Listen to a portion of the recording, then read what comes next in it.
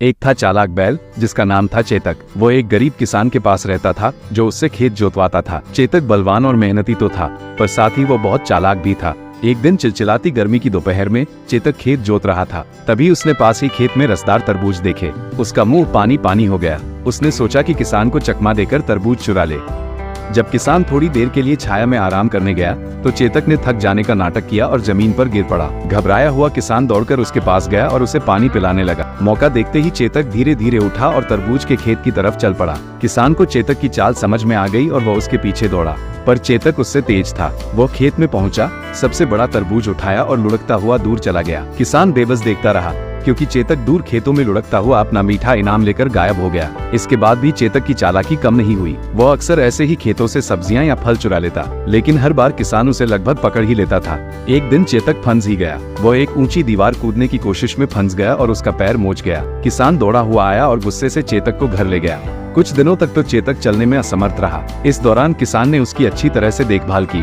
चेतक को अपनी गलती का एहसास हुआ। उसे ये भी पता चला कि किसान उसका इतना बुरा नहीं चाहता था। अपने किए पर पछताते हुए चेतक ने ठीक होने के बाद पूरी मेहनत से खेत जोते। उसने फिर कभी चोरी नहीं की। चेतक की चालाकी कम तो हुई, लेकिन कभी कभी वह अपनी आदतों से मजबूर हो जाता था। एक दिन खेत जाते समय उसने आम के बाग की ओर देखा। आम के पेड़ लजीज आमों से लदे हुए थे। चेतक के मन में लालच आ गया। उसने सोचा कि सिर्फ एक आम तो कोई बात नहीं। बाग की दीवार टूटी हुई थी। चेतक को लगा कि आसानी से बाग में घुस सकता है, मगर बाग के मालिक ने उसे देख लिया। वो दौड़कर आया और चेतक को पकड़ने की कोशिश करने लगा।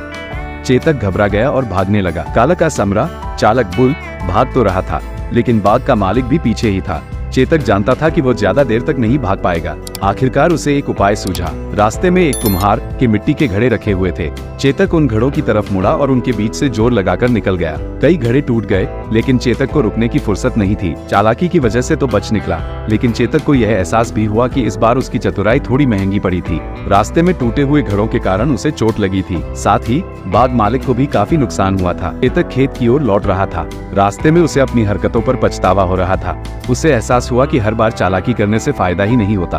कभी कभी ईमानदारी और मेहनत का रास्ता ही बेहतर होता है। चलते चलते चेतक एक तालाब के पास पहुंचा। वहां उसे एक बूढ़ा हंस दिखाई दिया जो बहुत दुखी लग रहा था। चेतक ने पास जाकर उससे पूछा, हंसराज, आपको क्या हुआ है जो इतने उदास हैं? बूढ़े हंस ने जवाब दिया, मेरे बच्चे, कुछ दिनों पहले एक तूफान आया था। इस तूफान में मेरा घोंसला नष्ट हो गया और मेरे अंडे भी गिर गए। अब मैं उन्हें वापस कैसे ला पाऊंगा?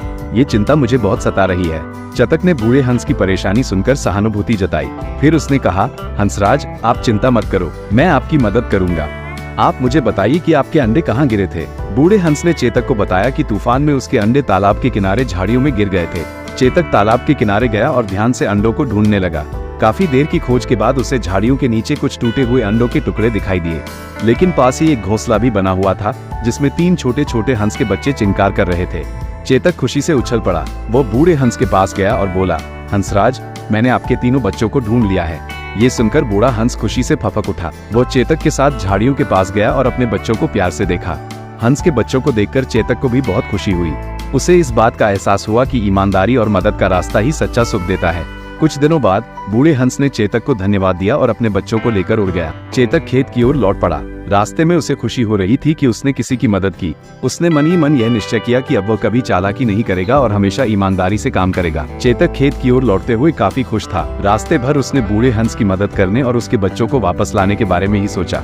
उसे एहसास हुआ कि ईमानदारी का रास्ता अपनाना कितना अच्छा लगता है। मदद करने से जो खुशी मिलती है वो चालाकी करने से कहीं ज्यादा है। खेत पर पहुंचते ही किसान चेतक को देखने के लिए दौड़ा आया। दरअसल चेतक के घायल होने के बाद किसान को बहुत फिक्र थी। चेतक ने किसान को सारी बात बताई कि कैसे वह आम के बाग में घुसने की कोशिश में घायल हो गया और रास्ते में बूढ़े हंस की मदद कैसे की। किसान ने चेतक की ईमानदारी और मदद की भावना की सराहना की। उसने चेतक की देखभाल की और कहा कि ईमानदारी और मेहनत ही असली सफलता का रास्ता है। उस दिन से चेतक वाकई बदल गया।